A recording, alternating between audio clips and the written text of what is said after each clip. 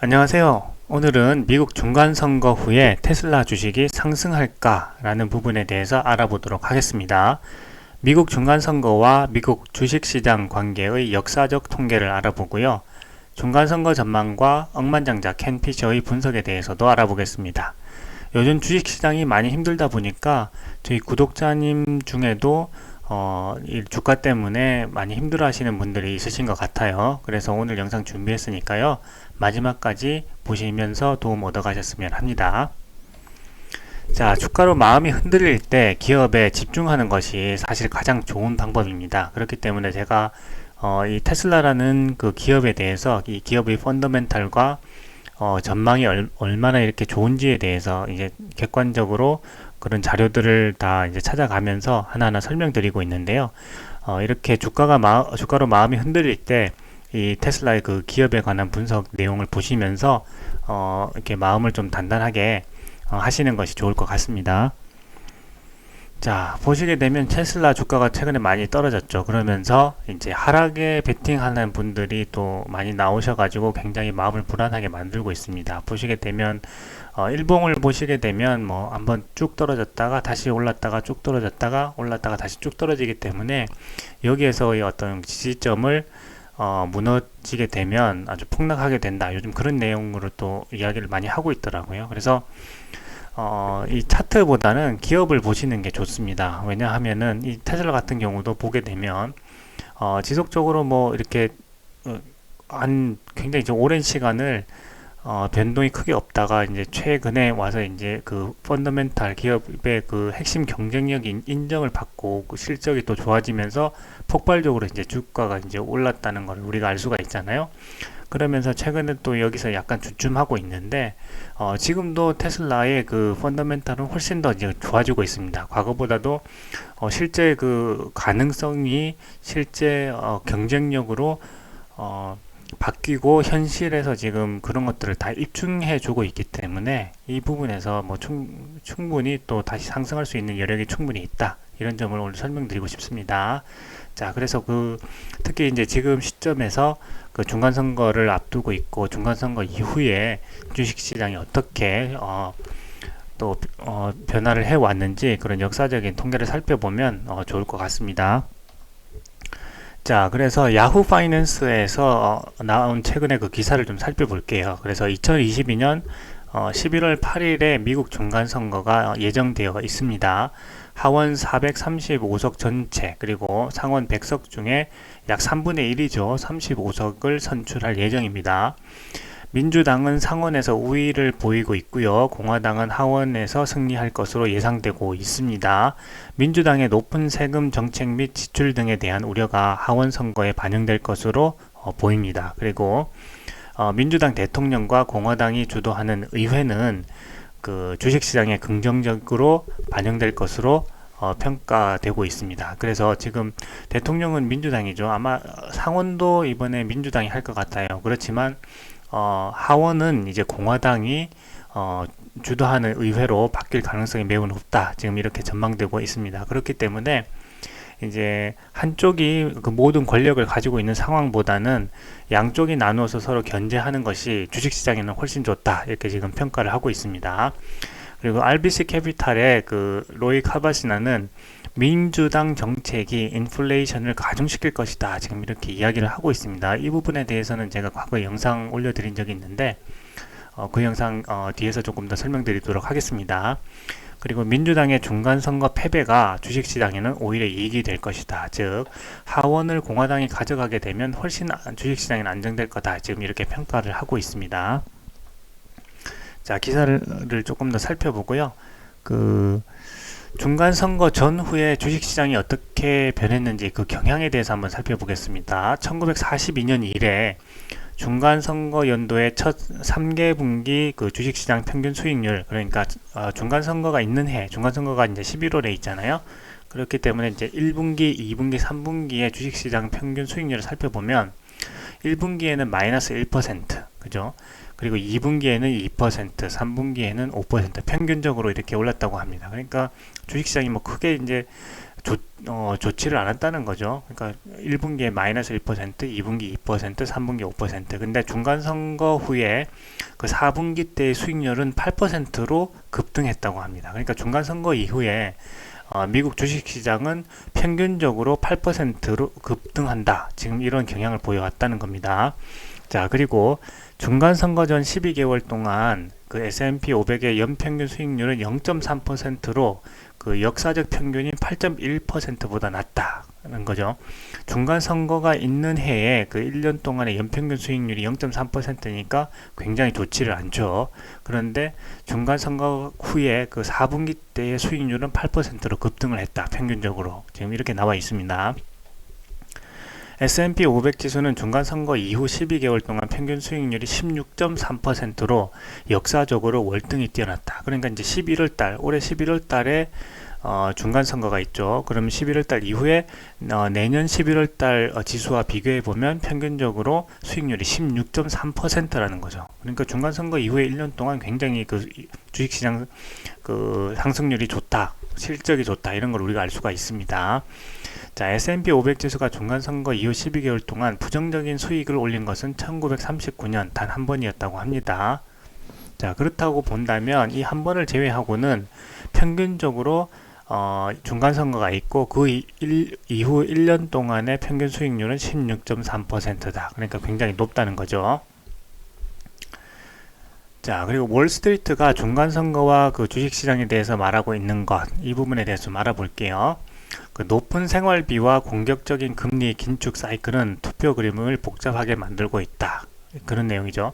자, 지금 인플레이션이 굉장히 높다는 것이고 그 인플레이션을 잡기 위해서 금리를 굉장히 공격적으로 지금 올리고 있죠. 0.75, 0.75, 0.75 벌써 세 번이나 이렇게 올렸기 때문에 지금 이 부분에 대해서 굉장히 우려를 하는 투자자들도 많이 있고 분석가들도 많이 있습니다. 자, 이 부분에는 이런 투표 이번에 중간 선거에서 굉장히 복잡한 그림을 만든다. 이런 내용이고요. 그러나 결과에 관계없이 2차 세계대전 이후 19번의 중간 선거에서 일관된 시장 신호가 있다. S&P 500은 투표 후 정확히 1년 후에 항상 높았다는 거죠. 그러니까 2차 세계대전 이후에 19번 중간 선거를 했는데 항상 그 중간 선거 후에 1년 후 주식시장은 항상 높았다는 겁니다. 그리고 평균적으로 16.3%의 수익률을 올렸다. 그러니까 중간 선거 후에는 항상 높을 가능성이 매우 높다는 거죠. 자, 그리고 이 시기로 향하는 뭐 이러이러한 뭐 내용들이 있는데 이거는 현재 이제 민주당이 펼치고 있는 이런 정책에 대해서 여러 가지 그 변화의 가능성, 이 투표 시장 후의 변화의 가능성에 대해서 이야기하고 있는 부분입니다. 자, 그리고 최근에 이제 억만장자 투자자인 그 켄 피셔가 또 이러한 그 주식 시장 영향에 대해서 또 분석한 것이 있습니다. 이후에 그 중간 선거를 앞두고 있기 때문에 그 부분에 대해서 여러 부분에서 또 이런 이야기를 한 거에 있는데 한 내용들이 있는데 이런 것들을 좀 제가 요약을 해봤습니다. 이 먼저 켄 피셔에 대해서 좀 설명을 드리면요, 대부분 좀 많이 알고 계시겠지만 좀 설명을 더 드리면요, 미국의 억만장자 투자자이면서 주식 분석가이고 그 글도 아주 잘 쓰시는 분입니다. 그래서 이 포브스에 연재한 칼럼 그 포트폴리오 전략을 통해서 아주 유명 인사가 되셨는데요. 그 34년 동안이나 포브스의 칼럼을 연재합니다. 그러니까 굉장히 길게 지금 칼럼을 연재한 거죠. 34년 동안. 그러면서 90년 역사에서 네 번째 장수한 칼럼니스트가 됩니다. 글을 아주 잘 쓰시고 또 분석하고 이런 부분에 대해서는 좀 탁월하다. 그렇게 이해하시면 좋을 것 같고요. 투자도 굉장히 잘 하세요. 그래서 운용자산 220조 원에 이르는 그 세계적 자산 운용사인 피셔 인베스트먼트의 설립자이고 회장 겸 CEO입니다. 그리고 억만장자니까 재산이 많겠죠. 그래서 2012년 포브스에서 미국 400대 부자를 뽑았을 때 271위였고 2012년 세계 부자 중에서는 764위였다. 그리고 이제 책도 여러 권을 이제 쓰셨습니다. 그래서 켄 피셔의 역발상 주식 투자, 주식 시장은 어떻게 반복되는가, 이런 부분에 대해서 오랫동안 이제 주식 시장을 관찰하고 이 포브스에 34년 동안이나 칼럼을 연재할 정도 되니까 굉장히 그 탁월한 식견을 가지고 있다. 이렇게 우리가 알 수가 있겠죠. 그래서 이분이 그 최근에 중간 선거하고 미국 주식 시장에 그 대해서 이제 예측한 부분이 있어서 우리 구독자님들하고 공유하면 좋을 것 같아서 제가 내용을 좀 가져와 봤습니다.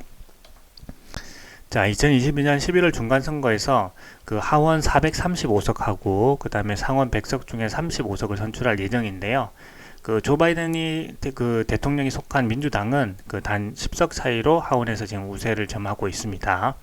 상원은 민주당과 공화당이 정확히 50석씩 양분하고 있기 때문에 그 카멜라 해리스 부통령이 그 타이 브레이크 역할을 하는 거죠. 그래서 민주당이 그 어떤 정책을 법안을 통과시킬 수가 있습니다. 그 의석 하나로 상원 주도권이 바뀔 수 있는 상황인데요. 근데 현재로 봐서는 약 5개 의석이 민주당이 우세한 상황이다. 그래서 이 분석을 해보았을 때 상원은 민주당이 가져갈 가능성이 높다. 이렇게 분석을 하고 있습니다. 1945년 이후 여당이 중간선거에서 하원 의석을 추가한 경우는 딱 2번이다. 그리고 인기 없는 대통령은 평균적으로 38석을 잃었다 하는 내용입니다. 바이든의 그 낮은 지지율 38%를 지금 고려해 봤을 때 공화당이 하원에서 우세할 것으로 예상하고 있다. 사실적으로 공화당이 거의 이제 하원에서 그 의석을 많이 가져갈 것으로 지금 예측하고 있습니다. 민주당은 2021년 이후 근소한 우위를 기반으로 힘들게 그 대규모 지출 법안을 통과시키고 규제를 위한 예산을 마련해 왔습니다. 그래서 이번에 만약에 공화당이 양원 중 하나라도 차지하게 되면 대규모 법안을 저지할 힘을 얻게 되고 민주당은 단독으로 법안을 통과시킬 힘을 잃게 됩니다. 이것을 이제 정치적인 교착 상태다 이렇게 부릅니다. 그래서 이제 지금 미국 시장은 미국의 그 정치는 그 상원과 하원 이제 2개로 이제 나눠져 있죠. 의회가. 그렇기 때문에 그 양 의회를 통과해야 법률이 이제 시행을 됩니다. 지금까지는 다 민주당 대통령, 민주당 상원, 민주당 우세 그 하원 이렇게 됐기 때문에 그 법안을 마치 이제 하나의 폭주 기관처럼 이렇게 다 통과를 시켜 왔습니다. 그렇기 때문에 어떤 다른 쪽의 의견을 이제 함께 들어서 이 법안을 통과시켜야 되는데 현재 그 반기업적인 그런 법안 높은 세금, 기업의 높은 세금에 관한 그런 법률도 지금 다 통과시켰죠. 그렇기 때문에 주식시장이 이 부분 때문에 조금 안 좋은 영향도 있습니다. 그런데 이번에 하원에서 그 공화당 쪽으로 이제 하원이 공화당 쪽으로 넘어가게 되면 이제 양원 중 하나라도 이제 차지하게 되면 이제 법률이 통과되지 않겠죠. 그렇기 때문에 그 정치적인 교착 상태에 이르게 되는데 일반적으로 이렇게 봤을 때 그러면 안 좋은 게 아니냐 이렇게 생각할 수가 있는데 이 캠피션은 이제 다르게 생각한다는 거죠. 주식시장은 이제 특정 정당을 선호하지는 않지만 법안이 대규모로 통과되는 것을 싫어한다 이렇게 이야기합니다. 그래서 대규모 법안은 승자와 패자를 만들고 불확실성을 높이기 때문이다 이렇게 이야기를 합니다. 그래서 정치적인 교착 상태가 되면 이런 불확실성이 사라진다는 거죠. 한쪽에만 치우쳐서 가는 법률을 통과시키고 하는 그런 불확실성이 사라진다는 거죠. 그렇기 때문에 오히려 주식시장에는 더 좋다 이렇게 이야기를 하고 있습니다. 기업과 투자자는 대규모 법안 통과로 정책이 하루아침에 바뀌는 일이 없을 것이라는 확신을 가지고 자본을 활용할 수 있다. 그렇기 때문에 지금까지 쭉 이렇게 흘러왔던 흐름을 이 한 당이 상원, 하원, 대통령까지 하면서 하루아침에 다 바꿔버리는 이런 불확실성이 없어진다는 거죠. 그렇기 때문에 기업과 투자자는 보다 이제 어떤 법률이라든지 기업 환경이 안정적일 때 투자를 더 많이 할 수가 있는데 지금은 오히려 이제 투자를 하기가 굉장히 겁나는 거죠. 하루아침에 이런 법률을 다 바꿔버릴 수가 있기 때문에. 그런데 이제 이번 중간 선거를 통해서 공화당이 하원을 가져가게 되면 이런 불확실성이 많이 없어지기 때문에 기업과 투자자는 오히려 투자를 더욱더 이제 안정된 상태에서 할 수 있을 것이다. 이렇게 분석하고 있는 것입니다. 1925년 이래 미국 S&P 500 지수는 중간 선거가 있는 해의 첫 세계 분기는 단조로운 흐름을 보였다. 이렇게 얘기하는데 그렇죠. 통계를 보시게 되면 아까 말씀드렸지만 1분기에는 마이너스 1%, 2분기에는 2%, 3분기에는 5%, 그리고 중간 선거 후에 4분기의 수익률이 이제 8%로 급등했다. 이런 통계를 제가 보여드렸죠. 하지만 투표일이 가까워짐에 따라 주가는 교착 상태를 이제 선반영하게 되고 이에 따라 중간 선거 해의 4분기에는 83% 이상 확률로 주가가 상승했다. 그러니까 거의 중간 선거 끝나고 나면 4분기는 주식시장 수익률이 좋다는 이야기입니다. 그래서 평균 주가 상승률은 6.3%에 달했다. 강세장은 다음 해까지 이어진다. 이렇게 되면 우리가 지금 굉장히 주식시장이 안 좋은데 중간 선거 이후에 4분기가 훨씬 좋고 그 다음에 이후 1년 동안 그 수익률이 좋을 가능성이 굉장히 높다. 이런 걸 우리가 알 수가 있게 되는 거죠. 그래서 S&P 500 지수는 중간선거 다음에 1분기 평균 66.6%, 그 다음에 2분기에는 평균 5.5%의 상승률을 보인다. 중간선거 다음 해 1, 2분기에 증시가 수익을 낼 확률은 87.5% 이상이다. 이것이 바로 중간선거의 기적이다. 이렇게 이야기를 하고 있습니다. 그러니까 캠비처가 볼 때는 이분이 그 34년 동안이나 퍼포스의 그 칼럼을 연재하신 분이잖아요. 그러니까 오랫동안 이 주식시장을 보시고 또 연구하고 그 칼럼을 내고 그 네 번째로 그 장기간 그 연재한 그 칼럼니스트이기도 하잖아요. 억만장자이기도 하면서 이분이 오랫동안 그 중간선거를 보고 중간선거 이후에 주식시장이 어떻게 변하는가를 보았을 때 주식시장 이후에 1년 동안 그 수익 낼 확률이 거의 뭐 80% 90% 정도 된다. 이렇게 이야기하고 있는 거고, 이것이 바로 중간선거의 기적이다. 이렇게 해서 과거 통계에 있었던 사실들을 이야기하고 있습니다. 자, 그래서 현재 양상을 좀 살펴보게 된다면, 여기 상원 같은 경우는 지금 민주당 쪽으로 많이 기울었죠. 그리고 이제 하원 같은 경우에는 공화당 쪽으로 많이 기울었다. 이런 걸 아실 수가 있습니다. 자, 의석수를 보았을 때 예상을 이제 해보게 되는데, 이제 하원 쪽에서는 공화당이 239석을 가져갈 것으로 보고 민주당이 189석을 가져갈 것으로 봐서 지금 하원에서는 공화당이 확실하게 지금 우세하다 이렇게 우리가 알 수가 있고, 지금 상원 쪽에서는 이제 6석 차이가 나는 거죠. 6석을 더 가져갈 거라고 이제 보고 있습니다. 그래서 상원 쪽이 만약 이렇게 되면 이제 민주당 쪽으로 가는 거고, 하원 쪽은 공화당 쪽으로 가기 때문에 정치적인 교착 상태가 이루어지고, 그렇게 된다면 오히려 이제 주식시장에서는 좋은 쪽으로 영향을 받을 것이다 라고 캠피셔가 분석하고 있습니다. 자, 그리고 1945년 이후 여당이 중간선거에서 하원 의석을 추가한 경우는 딱 2번밖에 없었다. 보시게 되면은 98년하고 2002년이죠. 이때만 그 여당이 중간선거에서 하원 의석을 추가한 것이고, 나머지 경우는 다 여당이 이제 인기가 없습니다. 그래서 하원 그 의석수를 전부 다 이제 잃게 되는 거죠. 그렇기 때문에 아마 이번에도 이렇게 될 가능성이 많다. 지금 이렇게 이야기를 하고 있습니다. 자, 그리고 이제 그 월별 수익률을 보게 된다면 평균적으로 미국 주식시장의 그 수익률을 보게 된다면 계속해서 이제 우상향하는 그런 경향을 가져왔습니다. 그렇죠. 그런데 그 중간 선거가 있는 해를 보시게 되면 확실하게 그 수익률이 1분기, 2분기, 3분기는 좋지 않다는 걸 아실 수가 있죠. 특히 이제 10월달 가면은 마이너스 수익률도 보이고 있습니다. 자, 그런데 11월달에 이제 중간 선거가 있죠. 중간 선거를 지나고 나면 아까 평균적으로 봤을 때 8% 이상 시장이 상승한다는 거죠. 그러니까 시장이 8% 상승하면 개별 주식은 그 2배, 3배 정도 이렇게 증가할 수가 있는 거죠. 폭발적으로 상승할 수가 있게 되는 겁니다. 자, 그래서 캠피셔는 그것을 기적이라고 했죠. 중간선거의 기적이라고 표현을 했는데, 보시게 되면 평균적으로 지금 중간선거가 있는 해 1, 2, 3분기 주식시장 수익률은 좋지 않고 4분기부터 이제 그 주식시장 수익률이 굉장히 높게 상승한다. 이런 것을 통계를 보면서 우리가 알 수가 있습니다. 자, 그래서 이렇게 보시게 되면은 그 중간선거가 있고 그 다음에 수익률을 보시게 되면 계속해서 그 엄청나게 높은 해도 있습니다. 34%, 26%, 26% 이렇게 보이게 되는데, 평균적으로 보게 되면 그 중간선거가 있고 1년 이후에 보게 되면 그 수익률이 16.3%다 이렇게 되는 거죠. 평균이 16.3%니까 훨씬 더 높게 올라갈 수도 있습니다. 그래서 그걸 이렇게 그 그래프로 찾아보게 되면 우리가 훨씬 이제 한눈에 더 쉽게 볼 수가 있거든요. 그렇게 보시게 되면 지금 많이 떨어진 해는 많이 올라가게 됩니다. 그렇죠. 중간선거가 있던 해에 그 주식시장이 많이 떨어지게 되면 그 이후 다음 해는 많이 올라가게 됩니다. 그런데 조금 떨어지게 되면 조금 오르게 되는 거죠. 그죠? 많이 떨어지게 되면 많이 오릅니다.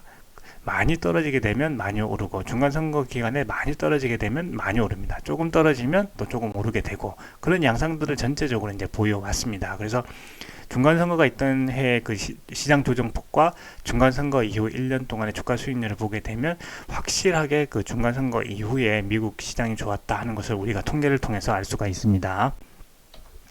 자, 그래서 지금의 이 부분에 대해서는 제가 영상 하나 올려드린 게 있습니다. 인플레이션을 걱정하는 제롬 파월과 디플레이션을 걱정하는 일론 머스크라는 이 영상이 있으니까요. 이 영상 꼭 보시기 바랍니다. 그래서 지금 이 대통령과 상원과 하원이 전부 민주당이 점하고 있죠. 그렇기 때문에 이 파월 연준 의장 같은 경우는 결국 이제 바이든의 눈치를 볼 수밖에 없습니다. 왜? 대통령과 상원과 하원을 다 민주당이 장악하고 있으니까요. 그렇기 때문에 바이든은 민주당 같은 경우에는 이제 인플레이션을 잡아야 된다는 제1 원칙이 뭐냐 하면 주요 지지층들이 보시게 되면 어떤 기업 부분이 아니라 어떤 개인들이 소득이 이제 낮은 층에서 좀 많이 지지를 하고 있죠. 그렇기 때문에 인플레이션의 영향을 많이 받는 쪽은 소득 수준이 높은 쪽이 아니라 소득 수준이 낮은 쪽입니다. 물가가 많이 오르게 되면 소득 수준이 높은 쪽에서 계층에서 어떤 피해를 많이 입는 것이 아니라 소득 수준이 낮은 쪽에서 피해를 많이 보게 됩니다. 그렇기 때문에 민주당을 지지하는 이 층에서 선거표를 많이 얻어가게 하려면 이 인플레이션을 잡는 것을 일 목표로밖에 할 수 없는 거죠. 그렇기 때문에 이 인플레이션 잡는 거를 목을 메고 있는 겁니다. 그렇기 때문에 가장 강하게 자이언트 스텝을 3번이나 밟았죠. 거기에 대해서 이 일론 머스크는 이미 인플레이션은 피크를 찍었는데 왜 이렇게까지 하면서 기업을 위축시키냐 하는 부분에 대해서 오히려 지금은 디플레이션을 걱정해야 될 때다 하고 강하게 지금 비판을 했던 거죠. 그래서 이 부분에 대해서 제가 영상에서 자세히 설명을 드렸으니까요. 영상을 보시면은 좀 내용을 자세히 아실 수가 있습니다. 그래서 핵심 한 가지만 좀 설명드리면요.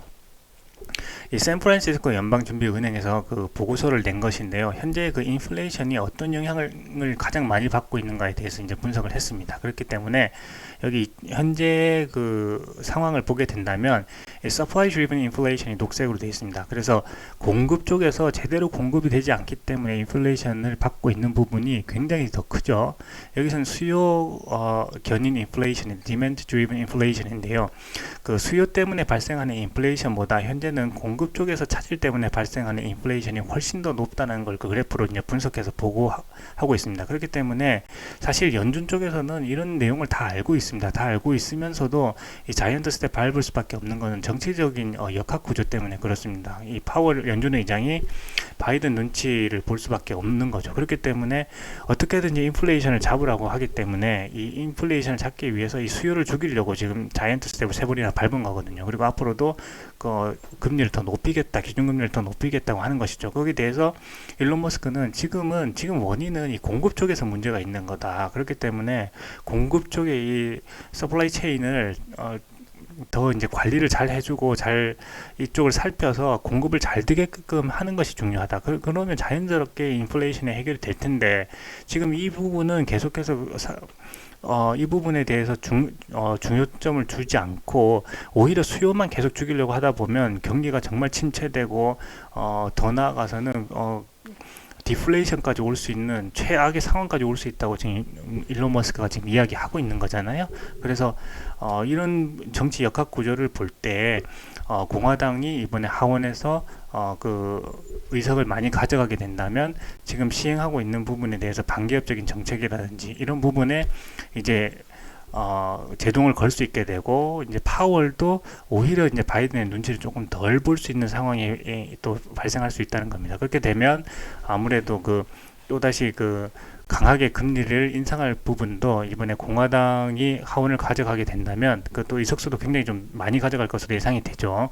그러면 이제 바이든뿐만 아니라 공화당 눈치를 볼 수밖에 없는 그런 상황이 되고 그렇다면은 아주 공격적인 금리 인상도 조금 낮춰서 갈 수 있는 그런 부분이 또 예측이 되고 있는 거죠. 그런 걸 좀 주식시장에 있어서의 안정성이고 주식시장이 훨씬 더 좋아한다고 켄 피셔가 분석하고 있는 겁니다.